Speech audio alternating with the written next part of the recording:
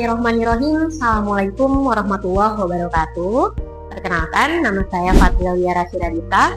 Saya dosen pengampu mata kuliah Pendidikan Agama Islam, Program Studi S1, Sistem Informasi, Fakultas Ilmu Komputer, Universitas Insan Pembangunan Indonesia. Saat ini saya sedang mengikuti proses seleksi sertifikasi dosen tahun 2026 dan video ini dibuat sebagai bentuk pernyataan diri dosen unjuk kinerja Tridharma Perguruan Tinggi atau disingkat PDD UPTJT. Mata kuliah Pendidikan Agama Islam merupakan mata kuliah wajib dengan bobot 2 SKS yang diberikan kepada mahasiswa semester 1. Dan mata kuliah ini bertujuan agar mahasiswa tidak hanya memahami nilai-nilai keislaman secara teoritis, namun mampu mengimplementasikan dalam kehidupan sehari-hari dalam lingkungan akademik, sosial, maupun profesional.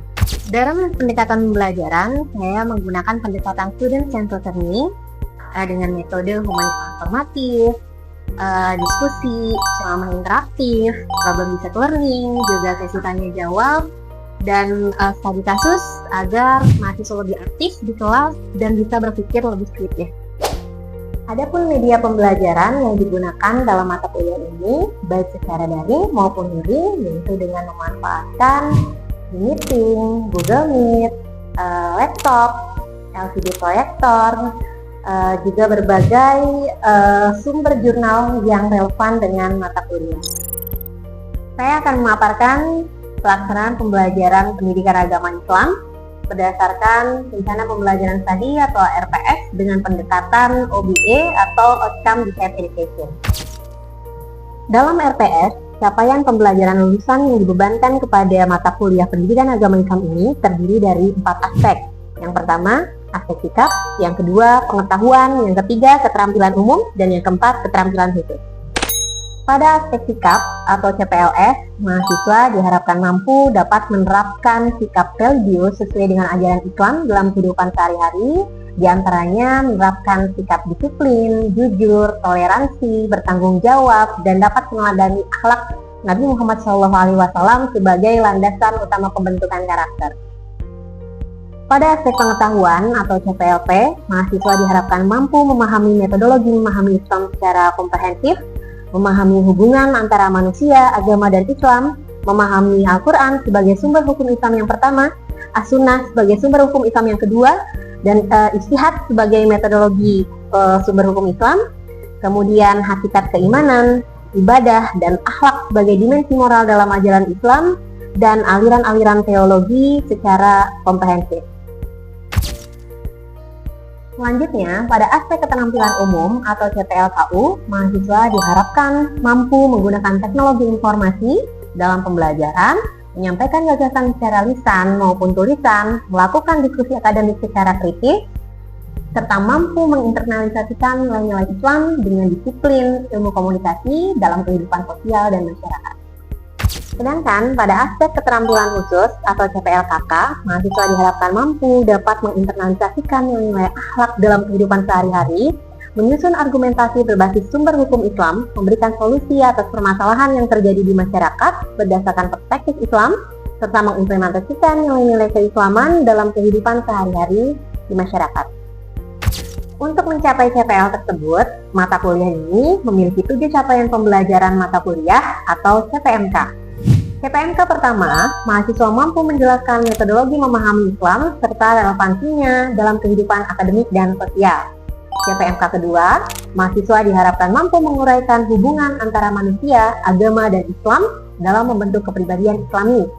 CPMK ketiga, mahasiswa diharapkan mampu menjelaskan Al-Quran sebagai sumber hukum Islam yang pertama, As-Sunnah sebagai sumber hukum Islam yang kedua, dan Ijtihad sebagai metodologi dalam hukum Islam. CPMK keempat, mahasiswa mampu memahami konsep keimanan, ibadah, dan akhlak sebagai dasar pembentukan karakter. CPMK kelima, mahasiswa mampu menguraikan konsep amar ma'ruf nahi munkar dan jihad, serta teologi Islam secara kritis. CPMK keenam, mahasiswa mampu menjelaskan konsep keluarga dalam Islam, serta prinsip-prinsip dasar keilmuan. CPMK ketujuh, mahasiswa mampu menginternalisasikan nilai-nilai Islam dalam praktek akademik, profesi, dan kehidupan bermasyarakat. Dalam pelaksanaan evaluasi pembelajaran, penilaian dilakukan melalui beberapa komponen evaluasi dengan bobot penilaian sebagai berikut. Yang pertama, komponen sikap dengan bobot 5%, kemudian absensi dengan bobot 10%, sumatif 1 dengan bobot 20%, sumatif 2 dengan bobot 30%, dan sumatif 3 dengan bobot 35%. Bentuk evaluasi yang digunakan pada mata kuliah ini diantaranya observasi, presentasi, studi kasus, dan penugasan. Melalui sistem evaluasi ini, diharapkan penilaian tidak hanya berfokus pada hasil akhir pembelajaran, tapi juga pada proses pembentukan karakter mahasiswa, kemampuan berpikir kritis, dan implementasi nilai-nilai Islam dalam kehidupan. Berikut ini akan ditayangkan video pembelajaran pada mata kuliah Pendidikan Agama Islam. Selamat menyaksikan. Bismillahirrahmanirrahim. Assalamualaikum warahmatullahi wabarakatuh. Waalaikumsalam warahmatullahi wabarakatuh. Apa kabar teman-teman pagi ini? Alhamdulillah baik, Bu. Alhamdulillah sehat semua ya. Ada yang sakit nggak? Nggak ada. Oke. Baik, pertemuan kali ini kita akan membahas tentang manusia, agama, dan Islam. Ya. Sebelum masuk pada materi pembahasan, saya akan mengawali dengan beberapa pertanyaan. Ya, siapa manusia itu sebetulnya?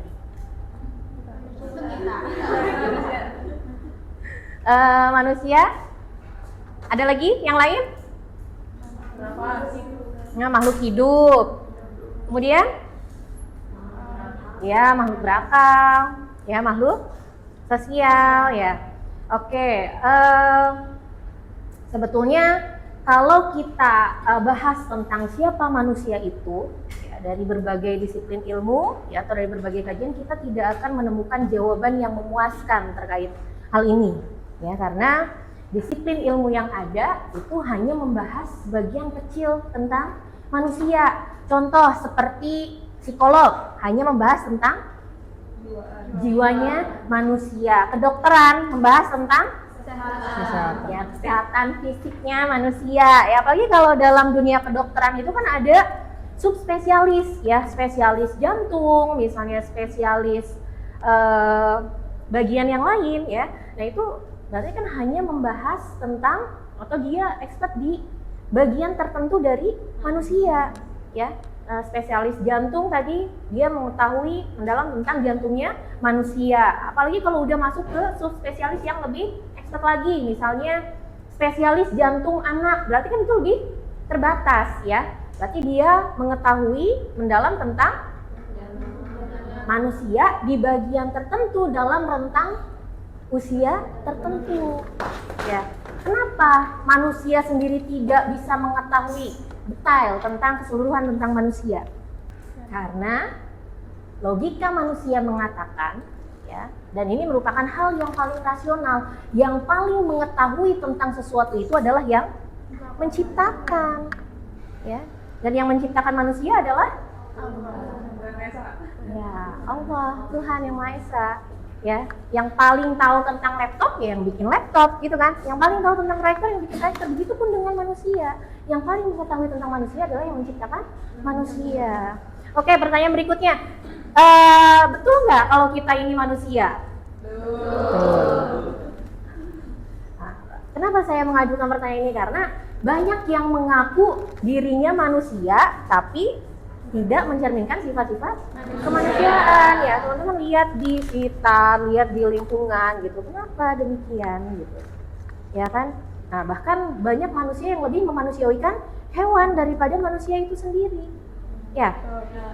Oke, untuk mengetahui hakikat tentang manusia, mari kita bahas, ya, pembahasan tentang manusia, agama, dan Islam, ya. Teman-teman,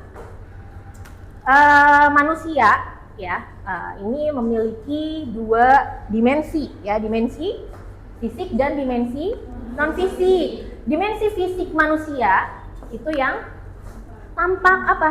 Jasmaninya, ya. Kemudian dimensi non fisik yang ada pada manusia yaitu dimensi ruhani, ya, dimensi ruhani. Nah, dimensi ruhani yang ada pada manusia ini terdiri dari 3 unsur. Yang pertama adalah jiwa. ya, jiwa. Jadi jiwa ini yang membuat manusia itu hidup, yang membuat manusia itu sadar akan dirinya, yaitu jiwa ini, ya. Kemudian dimensi yang kedua adalah dimensi pikiran. Nah, dengan pikiran ini ya manusia bisa mengembangkan potensi yang ada pada dirinya. Beda dengan hewan. Kalau hewan itu kan instinktif, ya. Nah, kayak ikan misalnya, nggak ada ceritanya ikan itu lahir nggak bisa renang gitu kan. Ikan langsung bisa renang, tapi manusia perlu mengembangkan potensi fisik dan non fisiknya. Jadi dengan pikiran ini manusia bisa mengembangkan dimensi itu. Ya. Kemudian dimensi yang ketiga adalah rasa. Ya, rasa. Jadi rasa yang dimaksud di sini adalah sense atau kesadaran. Ya, jadi kesadaran yang dimiliki oleh manusia itu ada 3, teman-teman. Yang pertama yaitu sense of ethic, ya, kesadaran akan kepatutan, ya. Oke, coba saya tanya teman-teman ya, di sini ada nggak yang berani datang ke kelas ini pakai baju renang? Ada. Atau sebaliknya, misalnya berenang pakai tokedo?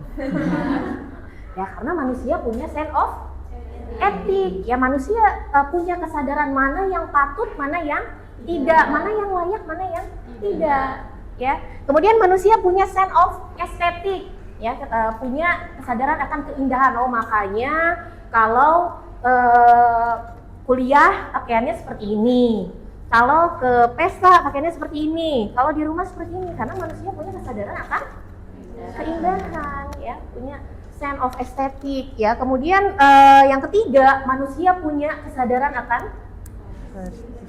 kebertuhanan. Manusia merasa ada sesuatu yang maha di luar dirinya.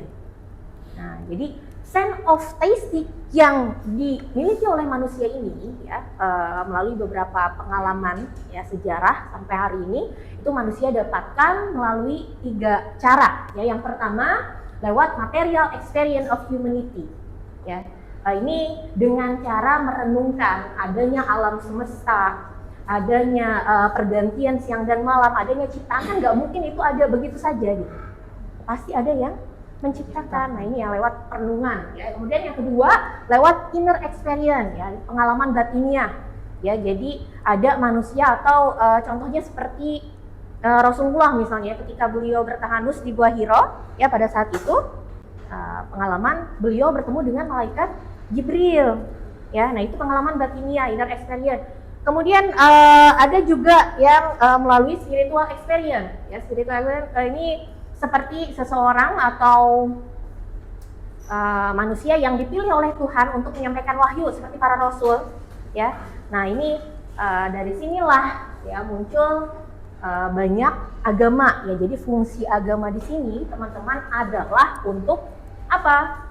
Menyalurkan sense of aesthetic, ya. Nah, agama di sini fungsinya untuk menyalurkan sense of aesthetic tadi yang dimiliki oleh manusia, ya. Baik, selanjutnya kita bahas tentang agama, ya. Agama itu apa? Ya, agama dalam bahasa Indonesia a dan gama, ya, dari bahasa Sanskerta. A itu artinya tidak, gama itu artinya kacau. Berarti agama itu bermakna tidak kacau, ya. Jadi agama ini bertujuan untuk membimbing manusia agar dapat menjalankan kehidupan sebagaimana mestinya sebagai manusia, agar tidak kacau hidupnya, ya. Kemudian, nah, dalam bahasa Inggris agama itu disebut religion, ya. Reregere, ya. Ini reregere itu artinya dalam bahasa Yunani artinya mengikat kembali, ya. Berarti agama itu merupakan suatu lembaga yang mengikat, ya, hubungan antara manusia dengan Tuhan. Ya, kemudian dalam bahasa Arab, ada yang tahu nggak agama disebut apa? Adin, ya, betul, ya, adin. Adin ini dalam kamus besar bahasa Arab, adin itu bermakna satu sistem yang mengatur aturan-aturan tentang kehidupan manusia tadi, ya, agar manusia bisa berjalan sebagaimana mestinya sesuai dengan fitrah kemanusiaan, ya. Nah, ini. Nah, dari sini, ya, ini tadi secara bahasa, ya, teman-teman. Kemudian kalau secara istilah, agama itu setiap agama, teman-teman, ya, memiliki 4 aspek ini, ya. Yang pertama adalah aspek kredial, Ya, apa itu aspek kredial? Ada yang tahu nggak? Pernah dengar, teman-teman? Yaitu ajaran tentang doktrin ketuhanan. Ya, kalau dalam Islam ada dalam Al-Qur'an surat Al-Ikhlas, Qul huwallahu ahad. Ya, katakanlah Allah itu satu, ya, tentang tauhid, ya, mengesahkan Tuhan. Nah, ini jadi setiap agama punya aspek ini. Kemudian ada aspek ritual. Ya, ritual ini bagaimana cara kita menjalin hubungan dengan Tuhan, ya, dengan cara apa? Beribadah, ya.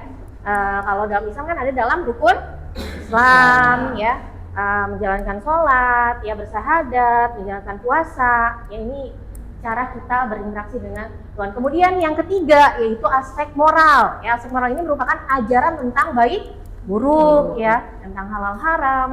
Ya, kemudian aspek sosial, ya, aspek sosial ini bagaimana cara kita menjalin hubungan yang baik dengan sesama manusia sesuai dengan ajaran agama.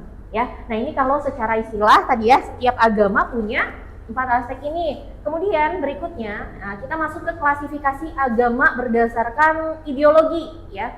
Ada animisme. Teman-teman pernah dengar nggak? Apa animisme?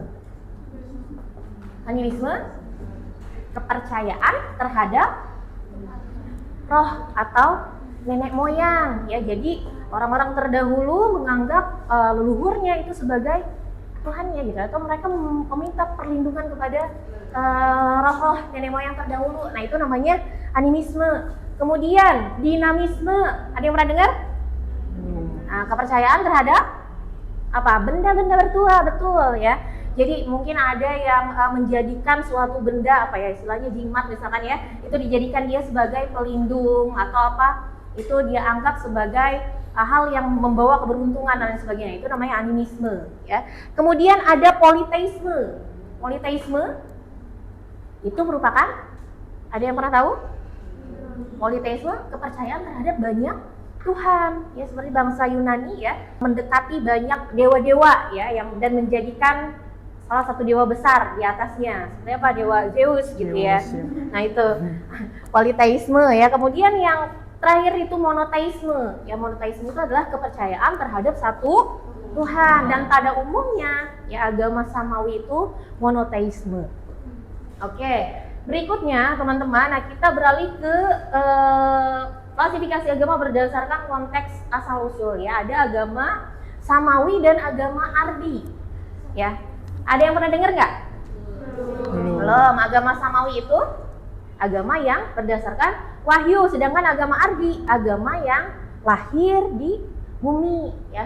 Nah, ini agama ardi itu ada yang agama budaya dan ada agama filosof. Ya, agama budaya itu maksudnya agama yang lahir dari kebudayaan setempat, ya. Misalnya seperti apa? Hindu, ya, agama Hindu kan lahir di daerah Hindusta, kemudian disakralkan menjadi agama, maka jadilah agama Hindu. Ya, kemudian agama filosof itu agama yang berdasarkan pemikiran, ya, kayak agama Buddha yang dibawa oleh Siddhartha Gautama, atau Zoroaster yang dibawa sama Jarasutta misalnya, atau di Cina ada Taoisme. Nah, itu berdasarkan filosof pemikiran, ya. Kemudian, nah, itu tadi agama Ardiyah, teman-teman. Nah, agama Samawi, pada umumnya agama Samawi itu tadi, ya, yang agama yang berdasarkan firman, gitu, ya, firman Tuhan, atau ada seseorang yang mengaku nabi, gitu. Nah, ini pada umumnya agama Samawi ini contohnya seperti Islam, ya, konsepnya. Nah, ini oke. Jadi teman-teman tadi, ya. Nah, berdasarkan apa yang saya sampaikan, percaya akan Tuhan itu merupakan fitrah, ya, fitrah. Tadi fitrahnya apa? Manusia punya sense of tasting, ya. Jadi manusia ada kesadaran sesuatu yang maha di luar dirinya. Gak mungkin semuanya terjadi begitu saja, gitu kan, ya.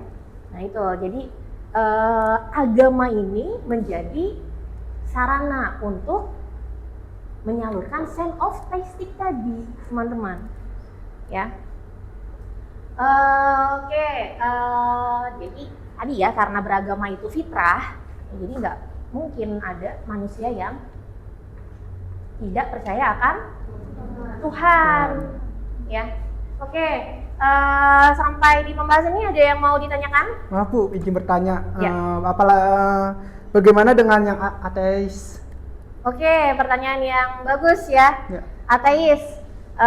Jadi ateis itu kalau menurut saya bukan dari lahir dia ateis ya, tapi ateis itu muncul karena bisa jadi karena seseorang itu misinformasi dari agama yang dia anut sebelumnya, atau dia merasa tidak puas tentang kepercayaan yang dia anut sebelumnya, sehingga dia berpikir masa Tuhan saya seperti itu gitu ya, atau saya tidak mau beragama seperti itu gitu, daripada saya bertuhan seperti itu lebih baik saya tidak bertuhan gitu. Jadi tidak ada sebetulnya manusia yang tidak percaya akan adanya Tuhan, karena tadi percaya akan Tuhan itu menjadi fitrah bagi manusia.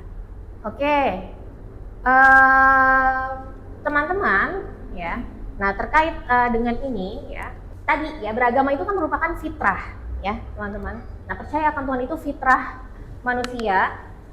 Nah, tujuan Tuhan menciptakan manusia adalah untuk beribadah ya, untuk beribadah. Wa ma khalaqtul jinna wal insa illa liya'budun. Aku tidak menciptakan jin dan manusia kecuali untuk beribadah ya. Dan seperti halnya para pencipta di dunia manusia, Tuhan pun demikian ya. Ketika menciptakan manusia, Allah tidak begitu saja membiarkan manusia tanpa bantuan ya. Allah yang menciptakan yang namanya hidayah ya. Ada yang tahu nggak hidayah itu apa? Hidayah, petunjuk, betul ya. Petunjuk tadi ya. Nah, petunjuk ini ya Allah berikan agar manusia mudah dalam menjalani kehidupan ya. Sampai di sini yang mau ditanyakan nggak teman-teman tentang hidayah? Ya, silakan. Apakah hidayah itu Tuhan atau Allah berikan untuk semua makhluk? Oke, pertanyaan yang bagus Salsa ya. Hidayah itu sebetulnya tidak Allah berikan kepada makhluk tertentu saja ya. Jadi semua makhluk Allah berikan hidayah ya. Hanya saja orang itu mau atau tidak mengambil hidayah itu gitu ya. Jadi kita bahas lebih lanjut ya. Hidayah yang Tuhan berikan kepada manusia itu ada 4 ya. Nah, ada hidayah goriziyah ya. Ada yang pernah dengar nggak hidayah goriziyah? Yaitu kemampuan untuk survive, untuk bertahan hidup ya. Kalau lapar kita cari makan, ada bahaya kita lari. Nah, ini hidayah goriziyah. Bahkan hidayah goriziyah hewan ini lebih kuat daripada manusia ya. Kemudian ada hidayah hisiah. Hidayah hisiah itu kemampuan yang berupa indrawi ya, kemampuan adaptif ya, seseorang untuk tinggal ya, kayak misalnya penguin misalnya di kutub utara bertahan di kedinginan gitu kan. Kalau hewan itu lebih kuat hidayah hisiahnya daripada manusia. Manusia kan perlu bantuan ya. Kemudian hidayah akliyah ya. Hidayah akliyah ini hidayah yang berupa kemampuan untuk berpikir ya. Jadi dengan hidayah akliyah ini manusia bisa menanggulangi keterbatasan hidayah yang sebelumnya, hidayah hisiah dan hidayah goriziyah ya. Kemudian yang keempat yaitu hidayah yang berupa agama ya, petunjuk dalam menjalani kehidupan sesuai dengan firman Tuhan, agar kita bisa menjalankan hidup sesuai dengan manusia sebagaimana mestinya ya. Teman-teman, sampai di sini yang mau ditanyakan? Paham apa yang saya sampaikan? Baik ya, teman-teman, jika cukup ya tadi apa yang sudah beberapa dari pertanyaan yang disampaikan, saya rasa cukup ya untuk pertemuan kita pagi hari ini. Oke, mari kita sama-sama akhiri kuliah kita pagi ini dengan membaca kafaratul majlis. Subhanakallahumma wa bihamdika asyhadu an la ilaha illa anta astaghfiruka wa atubu ilaik. Ya, tolong nanti kalian pelajari lebih lanjut ya di rumah. Ya, terima kasih semua. Assalamualaikum warahmatullahi wabarakatuh. Waalaikumsalam warahmatullahi wabarakatuh.